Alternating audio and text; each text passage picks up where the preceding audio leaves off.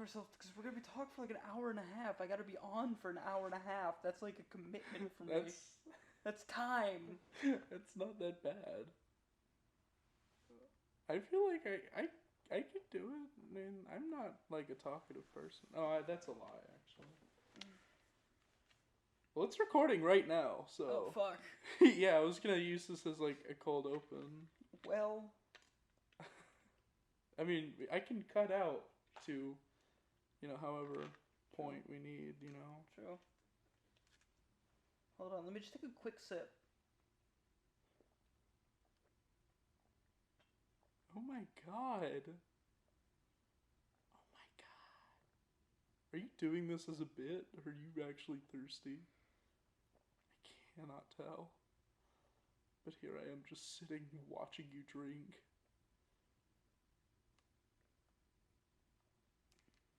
Can't tell if that was impressive or sad.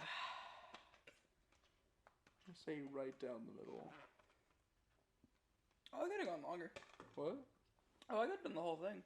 Whoa. I'm gonna be bloated as a motherfucker. But... Dude, that's the thing about seltzers now. Yeah. Alright, you wanna hop right in? Alright.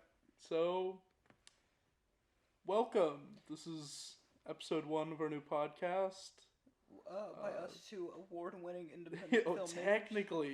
Technically speaking, award-winning independent Technical because of our filmmakers. technical mastery.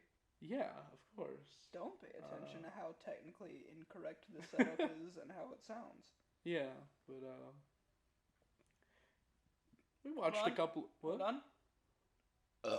Oh. Okay. You can see on the computer it caused the audio to spike. Nice. Alright.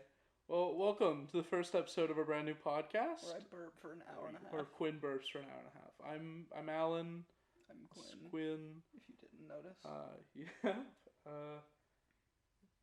But on this podcast, we're going to use this as an opportunity to talk about a lot of movies that either we haven't seen before or that we really enjoy, we really enjoy, which we're going to do in this first episode. We revisited a couple movies that we both really have gravitated to. Call our favorites. Yeah. Yeah. I don't think that's a bold statement at all. No. I would very much say that Ex Machina is my favorite movie of all time. Well, spoiler alert, today we're going to go into two It'll movies. Be in the title. True. Ex Machina and The Grand Budapest Hotel. But first, the Oscars just happened, actually. I think you have the page right there. It doesn't have the winners, it just has my picks, in which I went really? 12 and 11. There you go. Went over 500 on the Oscar predictions. So, I for one, was really happy this year. Listen. I really enjoyed the winners, and that's not something that I say a lot about the Oscars. The big category for me every year is Best Sound. Well, true. Well, it's Best Sound this year for the first time. Thing. It's usually Best Sound mixing in, but they changed it this year. Because they finally admitted that they don't know the difference between the two. Very happy with Sound of Metal's win. That was the one. Look, it has sound in the name. That was the one award that I was like actually invested in the outcome for, because that film fucking deserved the shit out of that Oscar. I don't know if you ever got a chance to watch. It was like a Cinefix interview with the.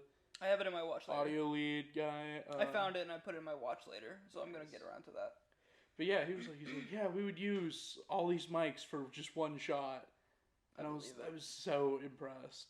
That's the sound design in that film is masterful. Yeah, no, it's definitely a technical wonder as far as audio goes. Yeah. But it's God. But I was happy with.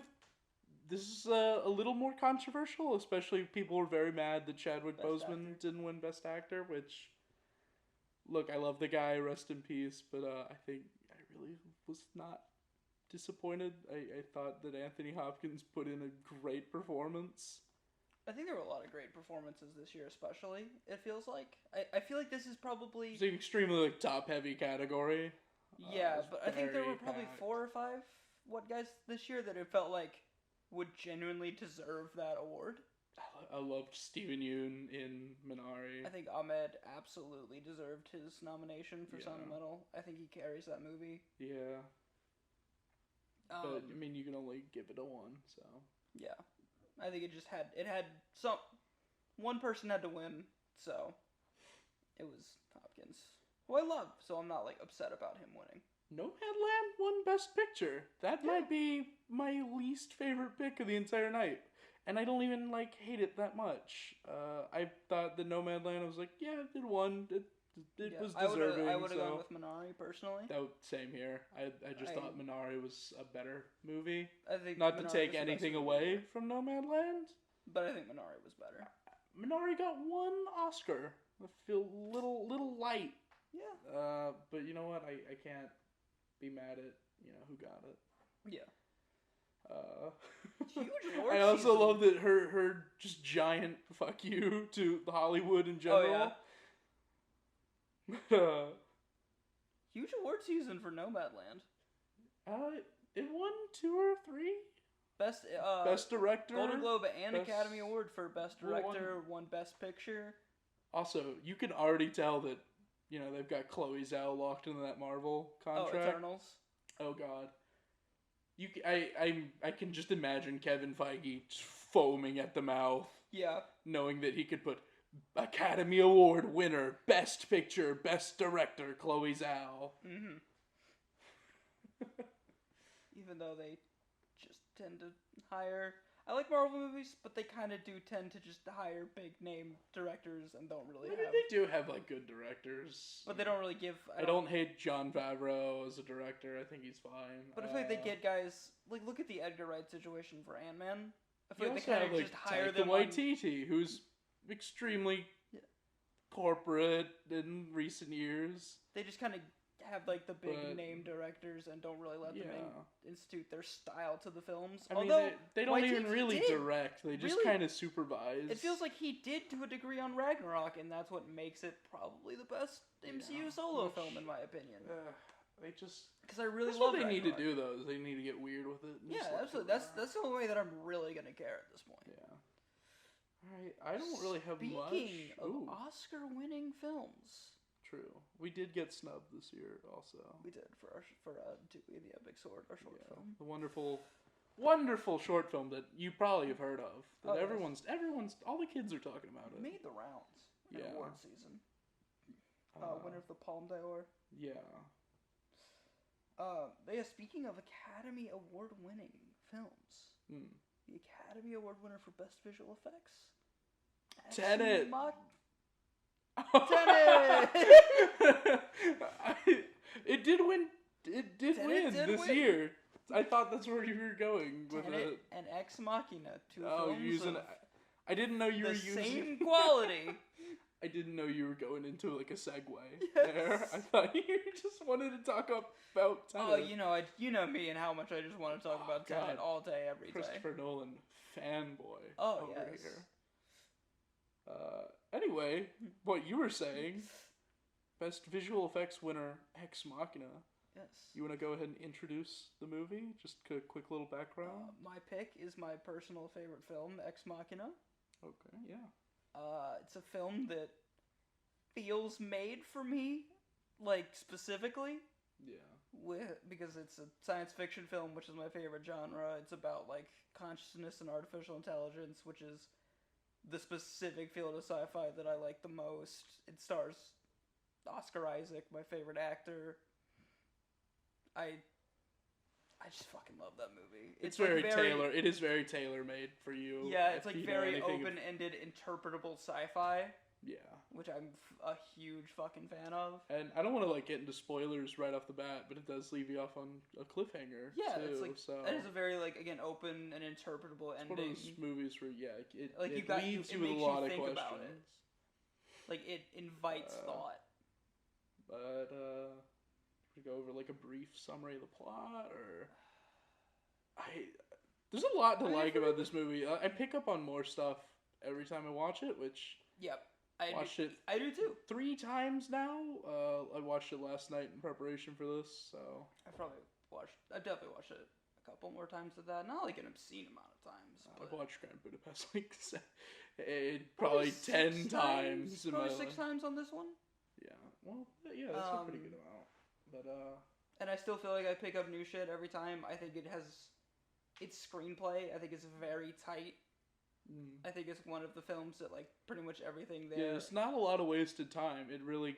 Like, everything is put there with a purpose and intention. Yeah, I do think it drags a little bit in the middle, but I don't think... I still wouldn't say that there's, like, a lot of wasted time. I think it's very... Not drags, but it's more deliberate. Yeah. Probably be a better I think word that's a better to word use. for it.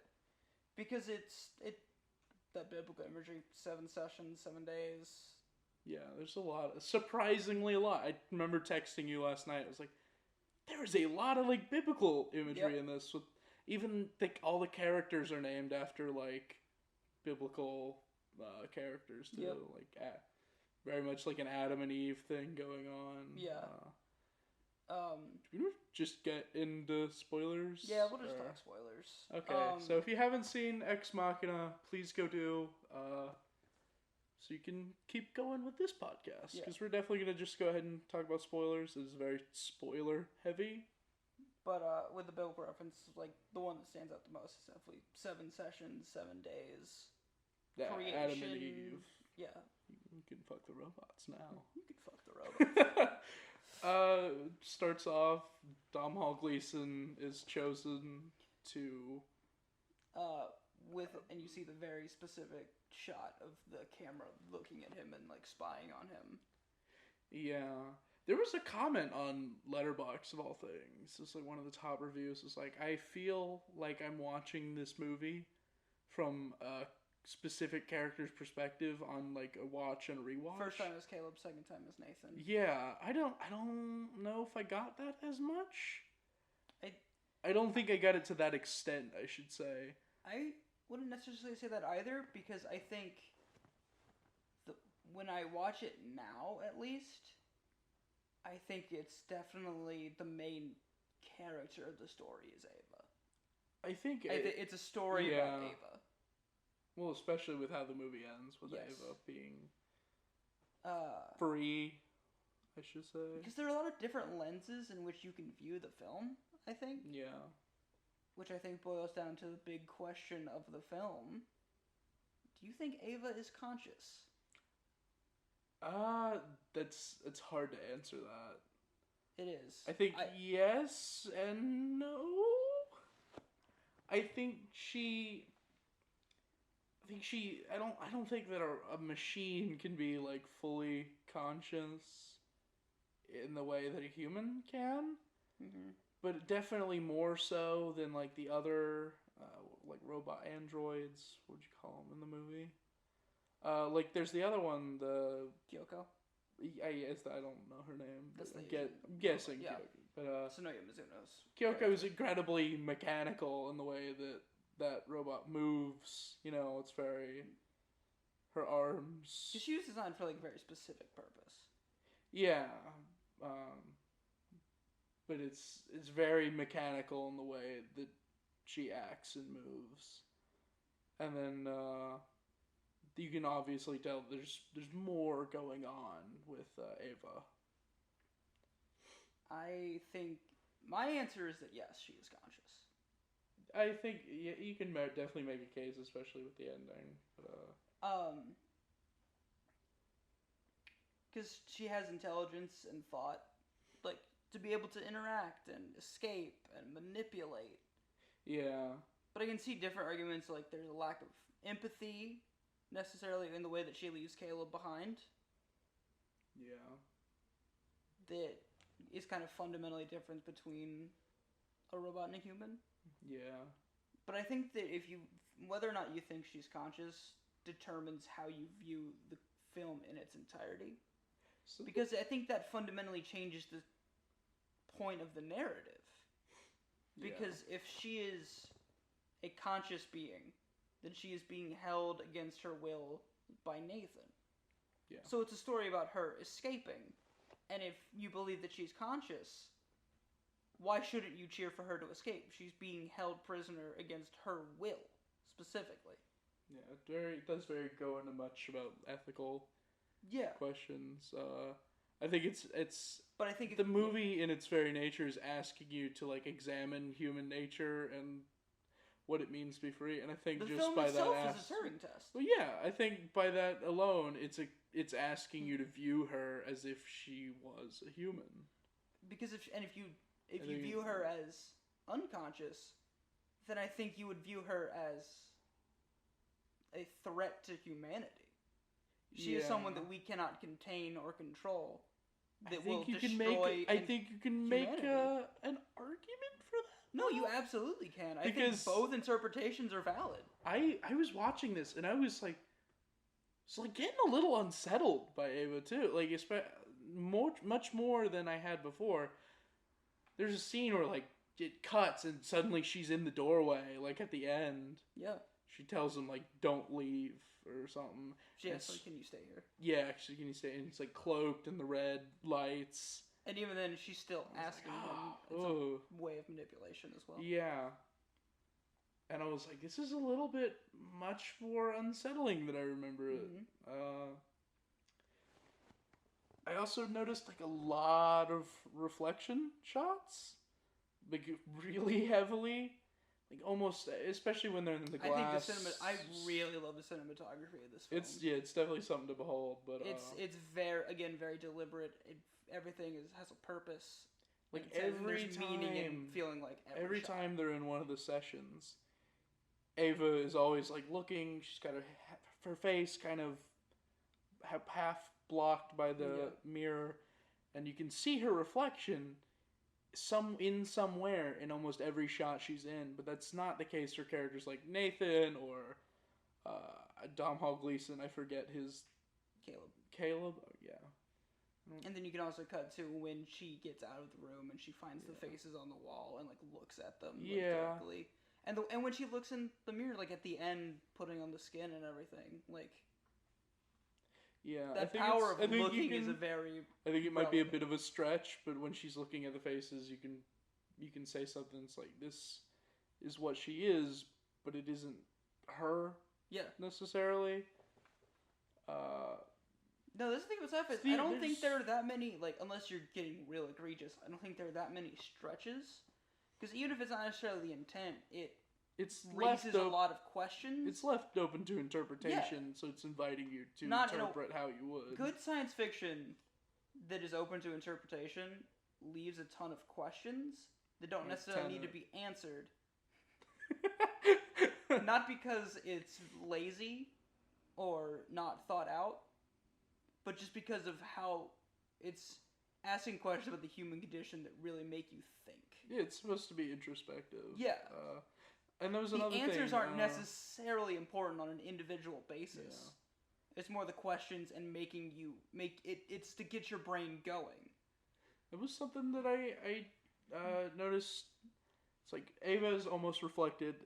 She's reflected in like every shot she's in. Mm-hmm. Other characters aren't until like one scene specifically. Yep. You know what I'm going to scene. Where Caleb is looking in the bathroom mirror, and he's trying to figure out whether or not he is a robot or not. That is the scene in the movie to me, because I remember watching it. I wasn't like, the first time I watched it, I wasn't like super, because the first time I watched it with like a big group of friends. Yeah. So I wasn't like paying attention. I remember that scene comes on, and he's like... It's hard for me to watch it still, honestly. He's got the razor blade. That kind of stuff kind of freaks me out a bit. He's got the razor blade. And I remember the whole room just goes deadly quiet. Mm-hmm. Like, you could hear it. It's a very tense scene, and the score is perfect for it. Oh, yeah. It's definitely one of those... is the composer for it. Yeah. A lot of good colors in this. It's... They're only like 2. Which is a relevant thing, too. Because remember, they have the discussion about color. And seeing, like... Specifically, but... It's during one of their sessions. A lot of very desaturated, like, whites and grays. I will say... And then red, of course, with blood, and then... I'm forgetting the exact... I feel bad, because I'm forgetting the exact wording and talk of it. But there's one session where they talk about a thought experiment. Yeah. I believe it's how someone can be in a room, like a black and white room, their entire life, and they can learn about color, and they can study color, and know how it's composed, every academic thing you can know about color. But until they step out of the room and see the color, it's completely different. Yeah, because when she escapes in the end, Yep. And the color palette is, a lot of greens, very lush, just the colors of outside. She takes a minute and is looking around before, because you feel like in that moment, if you're escaping, you want to fucking hightail it. The room that she's been in her entire life. Yeah. But she does take a moment to look around. I think it's very indicative of her situation. Yeah. Especially a house that has a lot of grays and darker colors. We're talking a lot. We still haven't gotten into the best scene in the entire movie. Which is... when Oscar Isaac tears the fucking dance floor? Oh. Somehow... It's a great tension breaker in the movie. Yeah. I love it. I don't really... I mean, I get the point. I think it's funny as hell. Yeah. You ripped up you tore up her picture. What does he say? He's like, fuck that. I'm gonna tear up the dance floor. And then he does. Yeah. And then he absolutely schmoos. Oh my god. That's worthy of 5 stars just for that alone. It's so perfect. I really fucking like this movie. Yeah, obviously, yeah. So again, with open up my notes. Back to if you think she's conscious, I feel like another big thing that determines is what you think she does after the credits. Because I think if you view her as a conscious being, then I feel like you're gonna tend to think she does something of assimilate into a normal life. Yeah. But if you view her as an unconscious working, I feel like that would tend to view her as a threat. Yeah. I feel like means you're going to think more of she's very much a danger to society. Yeah. Because my final answer is I think that she is conscious, but not an exact human. I think she is a conscious and an evolution. I feel like as conscious as an AI can be. I think it is an evolution because that's something they talk about in the movie. Specifically, Nathan says at one point that in his mind, in the future, AIs will look back at humans as fossils. True. So I think in the movie she is conscious and she is. That's a whole nother point. I have a good question that I'm ready to ask. She is the next evolution of humanity. I got a question loaded up in the chamber here. Do you think Nathan meant for all of this to happen the way it did? All of the events of the movie? No. I think his hubris got in the way. I mean, yeah. I think he intended to a large degree, but I think... Is there something... he is such an unreliable... Not a narrator, because he's not narrating, but that aspect. She still outsmarted him. Yeah. Again, because evolution. I mean, he definitely has a lot of hubris. He drinks a lot. And he, he's not very careful or deliberate. But I feel like to a certain extent, I was really caught off guard by. I don't remember this line specifically being in it, where they're sitting at the dinner table, and they're talking about the power failures, which he didn't realize was Ava at the time. But he's talking about them, and Dom Hall Gleason goes, well, why don't you just bring in some engineers and have it fixed? And he's like, well, I can't, He's like, I did, and I tried to have them come here and fix. Of course, I got all this, secret tech so I had him killed. I was like, oh, I don't remember that line specifically. But he says it so blunt, and he doesn't follow it up with I'm just kidding. It's like, do you think he could have been serious? I feel like he's definitely capable. He's definitely capable. He has the money, the influence, the power, and the technology to do something like that. But do you think he would? It's a good question. Yeah. Honestly, I appreciate I that. I don't know. I tend to lean towards no in those kinds of questions because I just think of my own morality. But his, I don't think you would. I wouldn't go. He probably killed him. He probably killed those people. It's kind of hard to compare yourself to somebody like this. Yeah. It was just awful. Like, just the absolute worst. But he's Oscar Isaac, so I give him a pass. Yeah. This is Llewyn Davis we're talking about here. Yeah. This movie He just wants to play. He just wants to have a cat and play his little guitar. Leave him alone. It's not Oscar Isaac. It's Llewyn Davis. Yeah. Llewyn Davis is playing other characters when he does movies. He's not an actor. But I tear up the stands floor. I think it's also interesting because this movie technically came out in 2014 on like the It's A24 too. Yeah, no, Which, it came. It's fairly popular. I think it's just because of time, it's getting slowly overshadowed by other A24 movies. I feel like it's overlooked in terms of the Ari Aster, like The Lighthouse, Uncut Gems is a big one. I also think it's interesting that this came out like in festivals in 2014 and like film in like theaters in 2015. I would put this in like the second rung of A24 popularity, like. But also, what I'm gonna get at is like the time it was released, and how. I mean, people definitely knew about it to a degree at this point. Yeah. But like Facebook and Google and like how they take your information and control and everything. Yeah, I think it would have gotten a different reception had it come out like now-ish. Yeah, like because you look at 2016 with the election and like Mark Zuckerberg to Congress and everything.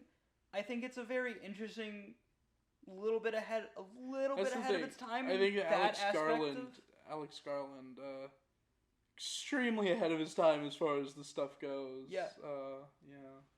It's the only movie of his I've seen, like, to date, too. Annihilation is fantastic, and we should do that soon. Yeah, I really like Annihilation. Alex Garland is probably my favorite, like, newer director, even though he's, like, 50. I mean, he's been working for but he's 20 years. He's but as mostly far as like directing, an author and a writer. Yeah, as far as, like, directing, it's only about 7 years. Yeah. A little farther if you count Dredd, but technically Which is unofficially his debut, and I also really enjoyed Dredd. The only problem is, like, his name isn't on it, you know? I mean, he is as a writer, but... But, like, Carl Urban has said that he was the actual director of that movie. And you look at Pete Travis's filmography versus Garland's. It's like, this is too good. You have exactly. You have to imagine. It's like, this guy didn't just get, like, a lucky fluke. But, you know, this it's an easy 5-star movie for me. Dredd? I did give Dredd 4. Alright. Okay, my ratings for Garland are you talking about, Ex Machina? What movie are you talking about? Ex Machina. Okay, I thought we were my ratings for Garland are Dredd 4, Ex Machina 5, Annihilation 4.5. Very high praise. Yeah. I fucking love this dude. Have you gotten around to devs at all? I started it, but I'm really bad about... I have really severe ADHD, so watching, like, long-form television... Or not long-form, but, like... Long episode. Hour-long episodic TV. I can sit down and watch a movie, because when I'm watching a movie, I'm specifically in that headspace. When I'm watching a show, I kind of put it on as, like, in the background. Yeah, so, like earlier hour-long today, dramas, I'm very bad about watching. Even if I, like it and think it's good, it's still difficult for me to watch. Just for an example, like, I watched some episodes like The Simpsons earlier on Disney+, because, of course, I did. Yeah. I kind of just threw it on the background, you know. I sent out emails and stuff while I was doing it, and, you know, I'd kind of half-consciously I've been pay watching attention to the Jujutsu jokes. Kaisen. Okay. And I'm able to get through it because I'm just like, another I'll just put this on in the background. Yeah, another Matt Groening, of course. But yeah, with Breaking Bad, a show that I absolutely adore with my whole heart, is so good. I never finished it, not because I think it's bad, but just because it's like, it's a lot. I've only watched Breaking Bad through once. Yeah. I'll go back to specific episodes sometimes, but it's like an hour-long episode. There is no, like, hour-long drama that I've rewatched in its entirety. Yeah. There are sitcoms I've watched through in their entirety like 7 times. Yeah, I think because I can put those on in the background and go do other shit. If I go back to a television show, it's usually because it's usually like half an hour long. 22 minutes. Yep. Like Simpsons or Seinfeld or something, you know. It's an easy watch. I've watched 2 episodes of Devs. It's very promising. Nick Offerman in it too. Yeah, and he's fucking great in it. Yeah, he's supposed to be like the standout performance. I don't know a ton about Devs though, so I can't really say this. Also, the drummer from Scott Pilgrim. Oh, I forget that actress' name. I do too. I feel bad because she's also very good in it in both of those projects. But I think she's kind of overlooked and fucking great in Scott Pilgrim. I forget that there's like 12 credited actors in this movie. I can only think of like 3, 4 tops. I think most of those are in the very opening scene when he's in the office. Probably. Because 2 of them are like uncredited. Yeah. One of them is Kyoko. Who is the star of Devs. So and then it's like, oh really? Yeah. Oh, awesome. But it's like I Jay, she's also Lily. In Annihilation, though I could be wrong on that. I think the rest of them are just like set extras. Yeah. I think they were there that day. The faces for the other like yeah androids like because they're all listed as like Jay, Lily, Jasmine, Jade, Katya, Amber. It's like one word female names, so I think they're just the other. Plus also the earlier forms of the robots. And then the other 2 are Office Girl uncredited and Office Worker uncredited. Yeah, that's in the opening scene. Yeah. And then the only people with last names are Nathan Bateman and Caleb Smith. Like, I forget they have last names. Well, I know. I remember.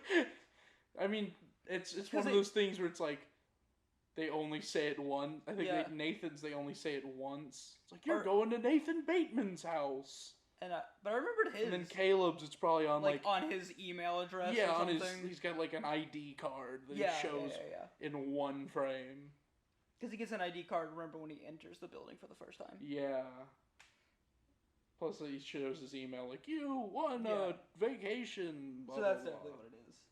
But no, for Ex Machina, I really like this movie a lot. Yeah, I can tell. It's a film that, like, checks every single box for me. It's one of those kinds of movies. Just like our next movie. For you? For me, yeah. I'll let you. So I gave it, it's definitely, Ex Machina definitely fluctuates between a 4 and a 4.5. I don't think it's perfect, but I think it's phenomenal. And I think it's safe to say you give it a 5. Oh, easy 5 for me. Talking about easy 5s, let's introduce our next movie. It's one of those movies that I don't know if I'd say it's my favorite, but it's probably as close to a favorite as you're gonna get for me. Yeah, like Ex Machina is my favorite. I definitely have like 2 or 3 favorites though.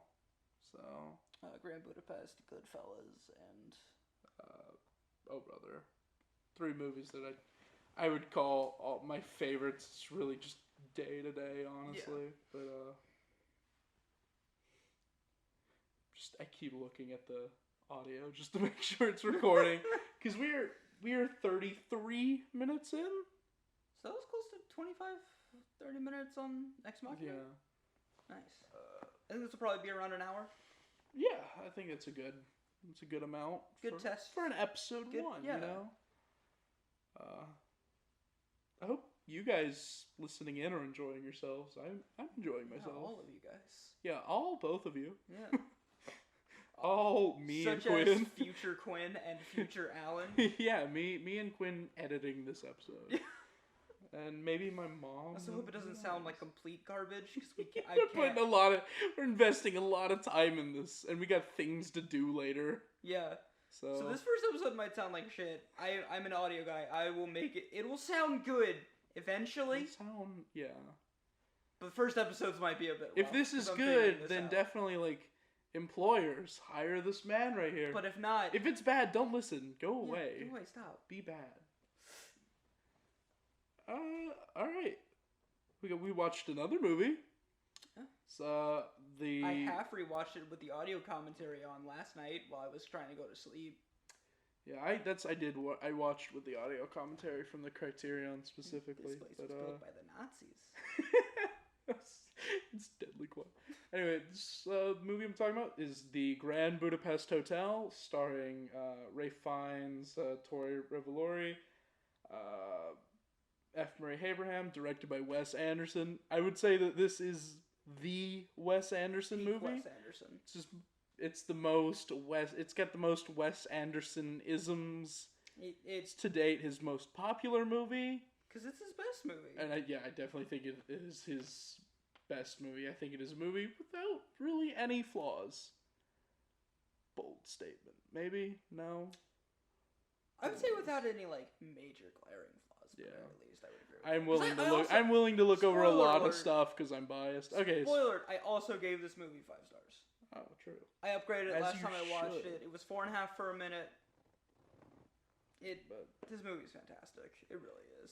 This is definitely the most Wes Anderson isms in a movie. Just by looking at the plot, it's a hotel concierge gets involved in a murder plot with his elderly lover and is tracked down and put in prison. Tilda Swinton. Yeah. She's covered in makeup. Plus, she's one of those like chameleon actors. She can do any role. She's fantastic. She and Gary Oldman are a lot alike in that way. Yeah, they blend in. It's like also hotel. A lot of range. Yeah. Because I'm thinking of this in Snowpiercer. I love her in Snowpiercer. I didn't know you've seen Snowpiercer. Overall, it's okay. It's one of my brother's favorite movies. My favorite Bong Joon-ho. It's one of my brother's favorites. Interesting. I think there are many better Bong Joon-ho movies. She's also in Okja, which is another Bong Joon-ho that she's in, and she absolutely kills it because she just plays like a bitch. That's her whole character. Yeah. Anyway, back to the other movie we're talking about. Oh God, this is one of those movies that I love, and every time I watch it, I find new things to love about it. I love the sense that it feels like a storybook almost. I would say traveling like play. Yeah. I think that's I saw someone comment once that, like, because Wes uses a lot of the same actors, his films have started to kind of feel like a traveling, like, play group. Which to a degree, I definitely agree with. There's a Guillermo del Toro quote that applies here, actually. It's like, he once said, by the end of my career, I will have only made one movie. Yeah. I mean, I don't know what extent that might apply to the situation, but definitely... Wes Anderson works with a lot of the same actors, a lot of the same crew too. Yeah, because he has a very specific visual style, and so like even past visual, just like style that he has worked to hone. Yeah, like his say, DP is like hand-picked. Yeah, he was saying he's like a lot of DPs won't do this, but mine specifically. Like, I think Wes Anderson is very interesting entry into the discussion on auteur theory. Because I definitely don't subscribe to the idea that, like, film is just one person. Yeoman, that's the director of photography that I was thinking of. He's worked on, like, all the Wes Andersons and Bridesmaids. Didn't know. But, and, oh my God, it's Spy with Melissa McCarthy, directed by Paul Feig. You should just stick to Wes Anderson movies. Yeah. But, because there are definitely directors that have... I think that film is very much a collaborative process, and it can't be the work of just one person. Yeah. But I think this is a director where that's very... But I think at the same time, definitely a bit of an auteur theory. Because Wes definitely, like, knows what he wants to do and will work with people that help get him to that area. So you'll see a lot of the same people that he's comfortable working with, and there are definitely different directors that have very specific styles, and he's one of those guys. But I mean, he's working with like the same costume designers, the same actors. He's got, of course, like Adrian Brody, Jeff Goldblum, Willem Dafoe, all in this. Bill Murray, especially Jason Schwartzman, I Tilda feel like Swinton. Saoirse Ronan's in a couple. She's in like 3. So even Harvey Keitel is in 3 Wes Anderson But movies. Ronan's kind of newer. Not super new. Saoirse Ronan, 2 now with French Dispatch. Yeah, I feel like she's gonna be in a couple. Bob Balaban, Fisher Stevens was in like 3 of them. Like every. Did you say Willem Dafoe? Yeah, like Léa Seydoux is in like 2 of them now. Ed Norton. I'm just like looking down the cast list right now. Like a lot of really good actors. Yeah, even in like small roles, like with Darjeeling Limited, which I think 4 people have seen. That's one of the ones I haven't seen. I've seen like half. Watch the Hotel Chevalier. I'll give you the criterion if you want to watch it. But even like Bill Murray, it's like Bill Murray isn't a main character on this. He'll just show up as an extra. Like in Darjeeling Limited, he's in the scene he's in the whole movie for about 30 seconds. He is in the very beginning. He's just a guy running after a train and then misses the train, and that's his whole like cameo. He's literally credited as like man running after train. It's a very Bill Murray thing to show up just like one day. Yeah. Like, all right, I'm back to Charleston now. Yeah, I'm gonna go play golf hang in out Charleston. with Dave Chappelle. Yeah. Lucas Hedges is another one. He's kind of popping up in a lot of stuff too. Lucas Hedges. It's like in Grand Budapest, Moonrise Kingdom, but then recently like Lady Bird he was in with Saoirse Ronan too. It was a reunion. I absolutely love this movie, man. So I love like the sets and a lot of great like set pieces in this movie that I would even compare to stuff like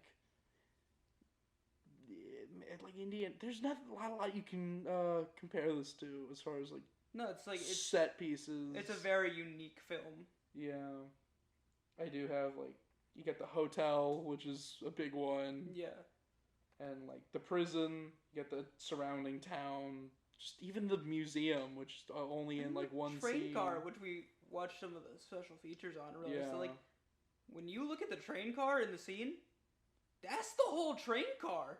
Yeah, he was like when they do shot reverse shot, it's different sets. Yeah. Or like set pieces. When they're looking out the window, he's like, yeah, it's just 2 seats connected to a window. Yeah, like and it runs on like a dolly track. If you zoom the camera out like an inch, it's just like open field. Yeah, it's just open field. It's incredible. And then he like on the reverse shot, he was saying it's like rear projected in one. Like even the actors are like rear projected in one scene, which I didn't even like realize. It's specifically the scene where he's asking for their passports or their like documents. And he was like, yeah, that's something that was like that specific style, like rear projection or front projection, was made by like Kubrick for 2001. There's a lot of Kubrick stuff in this movie too. It was just either by reference or just like how much of it stuff that is borrowed from Kubrick by just how much of a technical pioneer he was. Yeah, with 2001 especially. Yeah. But also there's like a Red Shoes reference. There's like a Buster Keaton reference. Yeah. I have seen the Red Shoes. I didn't pick up on it until they mentioned it in the commentary track, though. But it's like, oh my god. I think like this is another Wes film. Anderson, you could argue, is like one of the most deliberate directors. That's what I was about to say, is I feel like this is another movie, yeah, like I said about Ex Machina, that it feels like pretty much everything is there with an intent and a purpose. Oh, yeah. Like, he was talking about, it's like, every time you see a newspaper, it's like every one of them is different. And all of them, all the words that you will never fucking read. No one will notice this but Wes. Yeah. Basically. And he was like, yeah, every newspaper I hand-typed articles for. And it was like real stuff, like real articles too. Just be like, what's going on in Zubrovka? I was like, you didn't have to do that. I appreciate it though. Just knowing the shot of him using like the squirt bottle to get the right amount of blood. He's using the sauce bottle. Yeah. Just to squirt patterns of blood. It's so deliberate and it's so so Like every curated. shot of how long is this movie? Like 2 hours? Maybe a little over? I have it pulled up. It's 100 minutes. It's about an hour 40. Oh, wow. It's even shorter than I... Yeah. But, like, all 100 minutes of that, every second is, like, thought out and meticulous and, like, crafted. It's also a lot of miniatures. Like, this movie, I think, has the most. I think French Dispatch is supposed to have a lot, too. Not miniatures, but, like, different sets. Yeah. I feel like, a lot of this Life movie... Aquatic probably had a lot of miniatures as well. That didn't have a lot of miniatures. It had a couple. Like, I'm thinking of... There's, like, one scene with the boat where it's showing, like, the anatomy of the boat. Yeah. Had some... it was Wes's first entry into, like, stop-motion animation. Which ended up being 2 entire films. Yeah. So he, like, did that, and then he was like, okay, this is fun, I want to do it again. Then made Fantastic Mr. Fox. Which I would say is top 3 Wes Anderson. I would also say that, actually. It's not 1 or 2, but I would put it at 3. Let me look. I have a list for those specifically. Your Wes rank. Yeah, I have it at 3. I definitely think it's one of my favorites. It's one of those movies you can show to anybody, too. Yeah. I think it's a very accessible... Are you it's his most accessible movie? Probably. I think Rushmore is not really like a Wes Anderson... I think Rushmore is the least Wes Anderson movie because it's like Bottle Rocket? No, Bottle Rocket's a little more Wes Anderson. Not in the style, but like mannerisms and how the characters are. Rushmore... Schwartzman, that's another guy that works with him a lot. Rushmore's... It's like a Disney movie, and it feels more like a Disney-produced movie. Just, yeah. It is fun, since I've watched a couple of these now, to see how his style is really, like, evolved. Watch Bottle Rocket. It's crazy. That's how I watched him, like, when I was first getting into Wes Anderson You really movies. see him, like, find his style, and then you just see him, like, continue to hone it down into... Because my first Budapest, Wes Anderson was, I think I just called him West Anderson, as opposed to East and South and North Andersons. I think Life Aquatic was the first one I watched. I was like, okay, this is very stylistic. I kind of vibe with this. And then I watched something like Bottle Rocket, and I was like, this has almost no Wes Anderson. Then I watched something like Grand Budapest, and I was like, holy shit, this is the most Wes Anderson thing. Tenenbaums is probably when you really started to find that style? Yeah. Yeah, definitely. And then just kind of started to hone it down? Because, it got more refined. Yeah. Until Grand Budapest where it exploded everywhere. More refined. Yeah. You've been holding that one in. No, I just thought of that immediately. Ooh, clever. But, do love refines in this. Wes Anderson is something I've gravitated so hard to in recent years. It's one of those directors where it's like, no matter what he's doing, he's getting consistent, like, funding and work, and he's not making, like, studio projects. It is wholly independent. It definitely feels like an artist's vision. Yeah, I think just the way he approaches movies in general are... I would say he's probably one of the best current directors. He approaches them like an art form. And I would say he's one of the best current directors in terms of like big budget films that feel like uncompromised artistic vision. Because I mean, he's never worked on like I think the biggest thing you could say are like some of his short films, which.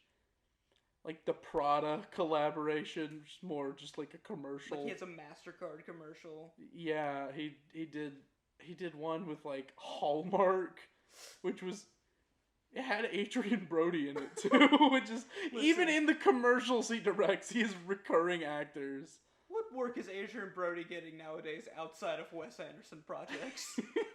Airstrike. Yeah, Airstrike. That's it. That's about it. Yeah, he's somehow doing worse than Bruce Willis, unfortunately.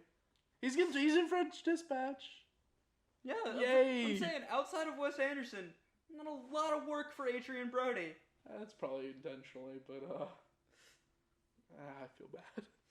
He's a good actor. Yeah. He's the best actor. I like him a lot in Grand Budapest. The Pianist. He won Best Actor. Yeah, he's an Academy Award-winning Best Actor. So he can do it. Yeah. But sometimes you just gotta be an airstrike, I guess. Do we want to get in? I don't know if there's really like spoilers to get into for this movie. I mean, this is your movie, so. True. Yeah, I made it. It's my movie. No. Only spoiler. There's not a lot of spoilers. It's just a story that kind of happens. There's no. I will say it was definitely twists or anything. I will say there was a bit less. There's still like a good bit of focus on it, but a little less focus on the hotel than I was expecting. Yeah, I think that the hotel's kind of secondary. It's after secondary the first act. to the story, but it's definitely extremely prominent in the message that the movie's trying to get across. Yeah. Because the whole movie is about legacy. There it is. There it is. Is that our car interrupting? Yep. There it is. Giant truck. I mean, no, is that a truck? We're looking out the window. It wasn't a car truck. Just as fucking loud as it appeared. Yeah. It disappeared. But I don't even know, what was I saying? Yeah, it's about legacy. Yeah. And that like the whole movie opens up with like an old man telling his story, and then you see like how the F. Murray Abraham is zero sometimes. Yeah. And you see how like the hotel has degraded, and how this artwork that set up like a whole country in panic over like who people were murdering people over it, and it's just like something they hung in a hotel lobby. Yeah. He puts on the background of a menu. It's just I think that's another thing with spoilers. Spoiler alert. You were talking about, I don't like that they show that Saoirse Ronan's character. Yeah, they just kind of kill off away. a bunch of people at the end. And then like Monsieur Gustav gets shot in the barley field.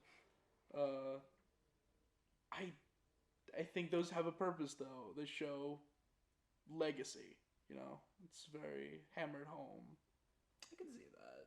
It's supposed to show it's like this shit does not last forever. That's fair. So I don't know. That's at least what I took from it, and why. It's weird because I feel like watching a Wes Anderson movie. I feel like this is just turning into more talk on Wes Anderson as a whole than Grand Budapest, but I feel like watching a Wes Anderson movie, it's, I would say, melancholic comfort. Yeah.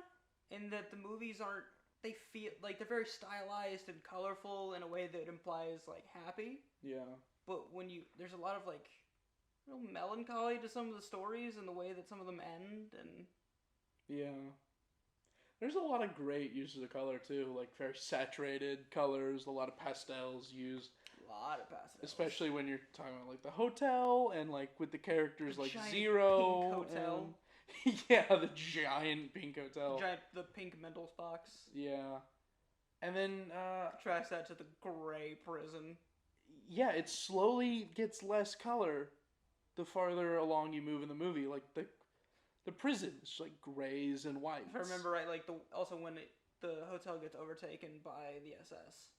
That's the ZZ. The ZZ. I'm sorry.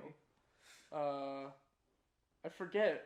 Wes Anderson has an unofficial name for them, like the fascist regime that comes in. Yeah. He calls it like the ZZs or something. He's like, these are the Zoopers. It's very funny to hear that come out of his mouth because he's deadly serious. That's the worst he could come up with for like the Nazi regime, because that's like, I like the idea of evil in Wes's mind is like the Zoopers. Yeah, like a kid's show knockoff. That's very accurate to how my thought of how Wes Anderson's mind works. Yeah, it's a great commentary track on the Criterion too. It's like Jeff Goldblum and Roman Coppola. All three of them extremely well versed in like movie history. Yeah. They're talking about it's like. Oh, I bet Wes Anderson is a film buff. Yeah, they're talking about people that I've never heard of, and it's like, what's your favorite? I had a film degree. They're talking in the commentary track. It's like top 5 German movies from the 40s, and Wes is like, oh well, that's easy. I'm like, how? But yeah, it's like every single thing in this movie's curated to the point where he was like, yeah, we had Prada come in and design this outfit for this character. Yeah, if you ever want to know, a Willem Dafoe's character decked out in Prada gear, nice, head to toe. Because Grand Budapest is Budapest. Grand Budapest. You've been thinking about that one a while. More like Grand Budapest. Anyway, it's one of those films that I feel like even if you're not like the biggest fan of his style, a lot of people can appreciate. You need to at least like appreciate how like meticulous and how like creative it is. I think that specifically like bumped your overall rating of this movie up. Yeah, it's not. I really like it a lot. I feel like you appreciate it more than you like it, or at least equally. I would say it's probably equal because I do genuinely really enjoy the film. Yeah. But just watching the behind the scenes and how like meticulous and like how curated everything is. It's one of those things where how, we've talked about it. How impressive it is. We've talked about it before. I feel like I can't give it anything less than a 5-star. Yeah, we've talked about it before. It's like, how in the hell do feature-length movies get made? How do any movies get made ever? Much less something like this. Yeah, that has like a lot of time and money, hundreds of sets and miniatures. The correct answer is like thousands of millions of dollars and thousands of hours of work and manpower and a huge crews and sets and all coordinated on like a time basis. Not only like above all that, immense amounts of talent, just raw absolutely. Talent. Yeah. It's like because like just about every person that you see in those credits has been like dedicating, if not their entire lives, large parts of their lives to like this specific craft that goes into like part of the movie. Yeah. I'm looking through my notes here. Some I left out with like the colors. Yeah. But it's like, yeah, it gets more faded and like very much lighter, less saturated colors as it goes along. A lot of it is like taking place in the snow. So like very white backgrounds and stuff. But then you see... shit, you got him! Probably the funniest Wes Anderson movie. Yeah, I would agree. It's like a lot of just jokes. With like in the wake where they're like punching each other. Just Willem Dafoe. Willem Dafoe close up. Willem Dafoe's like brass knuckles with skulls on them. Just like little tiny aspects of the film. Holy shit, we got him! I will never not laugh at that scene. That's the funniest moment in any Wes movie. Yeah. But with like the colors, he's even talking about like when they show the police in the beginning, they're like gray uniforms, like head to toe, and then when they show the more fascist, they're like all decked out in black. Yeah. And it's supposed to show how like it's supposed to be representative of like early Europe as a whole, how it went from World War I, that era kind of set up. And how it progressed into like the events surrounding like World War II and dictatorships and fascism and stuff like that. I would say that Wes Anderson as a whole, but particularly in this movie, is maybe the best current director in terms of knowing how to use color in his movies. I'd say you could go farther than that. One of the best to ever do it. No, I would agree with that. That man has a very good understanding of like color palettes and how to portray emotions and feels and tones of certain scenes and the film at large through like a color scheme. I think above all else, it is a technical masterpiece. Yes, I would agree. And there was an interesting quote from Bob Balaban in the one of the featurettes. Mm-hmm. It says something that makes this movie particularly amazing is that it has all this like color and set pieces and this giant supporting cast and just all this little stuff that makes the movie so great, and you could strip it away completely and it would still be good because the characters would still be there. Yeah. The characters are so well written. Gustav. Yeah, Monsieur Gustav, who's perfectly played by Ralph Fiennes, and then one of the biggest, I would say that is one of the biggest snubs, and at the very least recent history, that he did not even get a nomination for this performance. Yeah. Speaking of Oscars. I mean, this movie kind of like launched Tony Revolori's career. Now in the MCU. Yeah, he's now doing a whole bunch of stuff. Flash Thompson. Yeah. He's really good. And he was like kind of just discovered. I feel like it's early for Saoirse Ronan as well. I don't know what she was doing before this. I think this is... Well, Saoirse Ronan's been working like her entire life. But this was kind of like the one that put her on the map. She was just kind of like a character actress for like smaller kids' roles. Because when she filmed this movie, she was only like 17, 18. Yeah. And then Tony Revolori was like even younger. He was like... I think he was 17 and she was 18. And now she's doing stuff like Little Women, Lady Bird. She's coming back for the next Wes Anderson. Yeah, I like her a lot.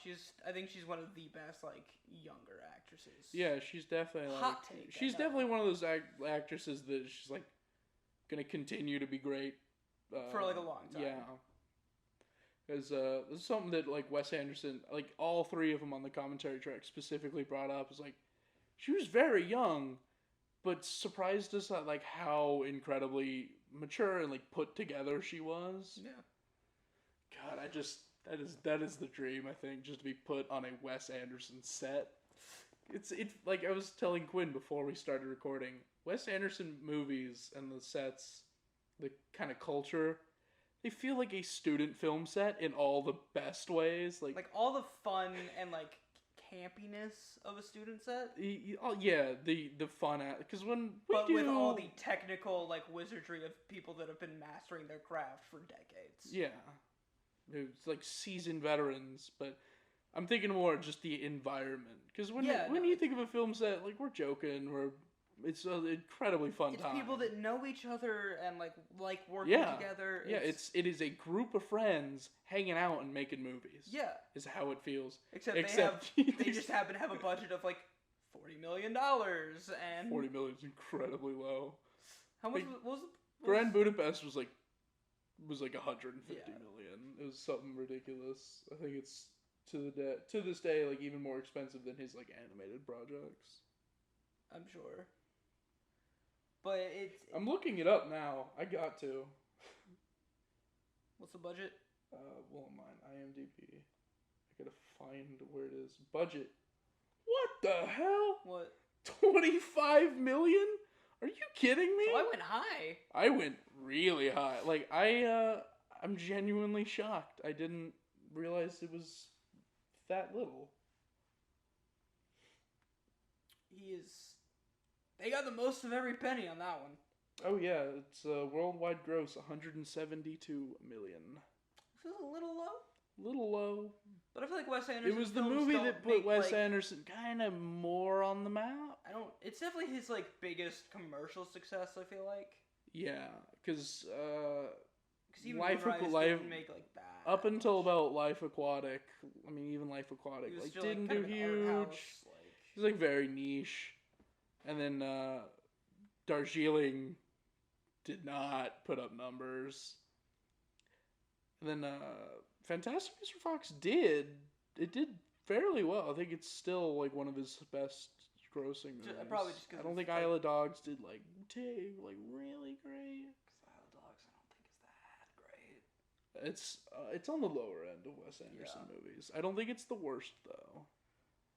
I think Rushmore and Bottle Rocket are below it, but I think Bottle Rocket's the general consensus for lowest. I do like Isle of Dogs, but I'm not like super eager to rewatch it as much as I am with It's blatant dog propaganda. If I'm gonna rewatch a Wes Anderson movie, it's probably gonna be Budapest every time. Yeah. Moonrise Kingdom I've seen a couple times. Moonrise is really good, but I feel like Budapest is just like the ultimate in like I've said it a couple times now, but it's really the ultimate, like, Wes Anderson has, like, really honed his style. Grand Budapest, fantastic. Mr. Fox I'm very and excited Life for French Aquatic. Dispatch. I'm so excited. And I might not even be able to... That's gonna be brutal if you can. Here's the thing. I'm at the point, I'm being this petty, I am wishing for it to get pushed back again. Okay, so for context, I don't know if I can really speak on this, if I'm supposed to. But as part of my major, because I'm still in college, I am supposed to take, like... I'm supposed to do, like, internships to fulfill my graduation requirements, and because of COVID still kind of lingering, I might have to be... Yeah, I might have to be bubbled through a certain period of time in the summer. Which was just announced to be right around the time that Wes Anderson is planning on doing a theatrical release for French Dispatch. And I've waited for it for like 2 years now, and I'm sure you'll be able to see it on like the tail end of it. I'm hoping to even catch the beginning. Yeah, because it's supposed to premiere at Cannes. Don't worry, I'll go see it and tell you how it is. If you do, I will murder you. We have that soundbite now, so if you get killed, I'm the lead suspect now. I do get your cat though. This is true. Legally, you were the godfather of my cat. Yeah, I legally get your cat. So yeah, final thoughts. I hate to tell you that it's not recording. Final thoughts on Budapest? Final thoughts?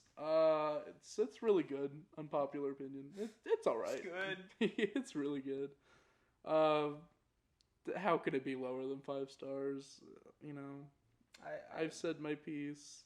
I'm in agreement with you on this one. I know you're not in agreement with me on mine. Well, I mean, Grand Budapest is better than X-Men. Also, do you know what Wes Anderson's daughter's name is? What? I don't know it either. But I do know... I do know... this. I just remember this because we were talking about like how big into film history he is. He did name her after a character from like a movie. Oh yeah, like The Mortal Storm, starring Margaret Sullivan and Jimmy Stewart. He named it. He named his daughter Freya after Margaret Sullivan's character. It's like a 1940. It's got 2,000 views on Letterboxd. That tracks. It's got great ratings though. I will give it that. But yeah. All right. Well, I think we've said all we were planning on saying about this one. So the next 2 movies? Yeah. We're gonna make this a recurring thing. Do an episode about every 2 weeks. Hopefully, that's gonna be the schedule. We're recording 2 this. 2 movies every episode. We're gonna record this like every Thursday-ish. We'll probably have every other Thursday. Yeah, every other Thursday. We're gonna probably have them out by like Saturday. The plan going forward, we'll probably do 2 movies. We're starting to see more movies get released again. So if there's like a new one in theaters, we'll probably do that and an old one. Yeah, that definitely sounds like a good structure. Since we're still at the very tail end of I've COVID only kind of seen 3 movies in theaters. I will say I got fully vaxxed. Like I got my second shot like 2 weeks ago, and I've already been to the movie theater 3 times. I think 4 for me. I saw Minari, Nobody, The Quiet Man. Which we both saw together, and then I saw Demon Slayer Mugen Train. Yeah, so I think just 3 for me. I feel like I'm forgetting one though.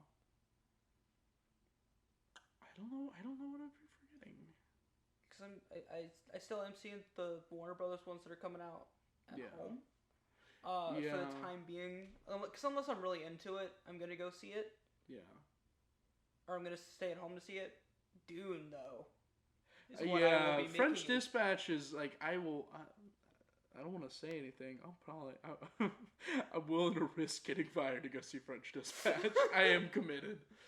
I will find the nearest IMAX theater to go see. If you were my future employer, go check. Yeah, don't listen to this. Also, I'm vaccinated, so let me go out and do things safely because I can. Yeah.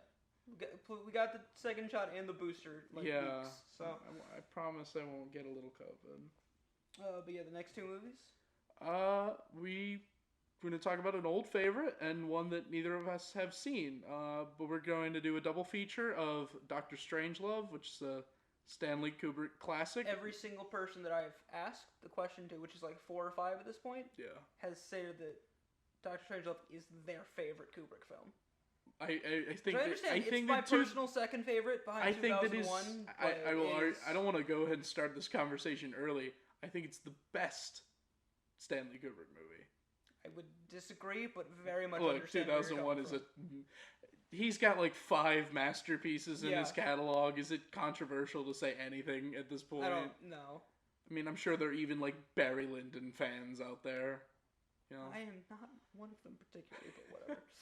But yeah, Doctor Strangelove and the Parallax of You, which something I haven't seen. It's got a Criterion release, which will probably be recent.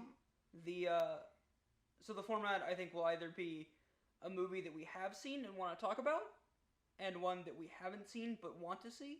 Yeah. Or like I said, this is only episode 1. We promised to get our shit together by the next episode. So it'll either be that, or one that we have seen and want to talk about, and a new movie that has come out. Who knows? By the next one, we might even have a real name for the podcast. Yes. So we should have it when this is posted. True. We'll figure something out. But yeah, that's the episode. All right. Well, I appreciate everybody for listening in. Thank you so much. If you're listening on YouTube, please feel free to share and give a like. Subscribe to Please subscribe to us if you're listening to this on Spotify or Apple Podcasts. Yeah. Also, we're filming a short film this week. Go check that out in the next week. It should be my personal solo directorial debut. Yeah, I forgot to plug this while we can. Which I'm very excited to film. This is technically a reshoot since we had problems with the first time. But it should be out by like next week on this same YouTube channel too. Hopefully. So I think we'll be able. We've been editing together for a while now. I think we finally hit a groove. I'm very excited about this. I'm very proud of the script that I and my co-writers have done. Also, check in next week, or 2 weeks from now, we will have an exclusive interview with Martin Scorsese. Yes. He'll be on the show. He's a huge fan. NBA legend Amari Stoudemire will be here with us too. Anybody else you want to invite on the show? Mr. David. Yeah, David Bowie. I was going to say David Lynch, who we have a hanging portrait of in our room. I thought you were pointing to Blake in there. So. That's why I went with David Bowie. Well, thank you so much for listening. Be sure to check in 2 weeks. That's all. Bye. Okay, so save that.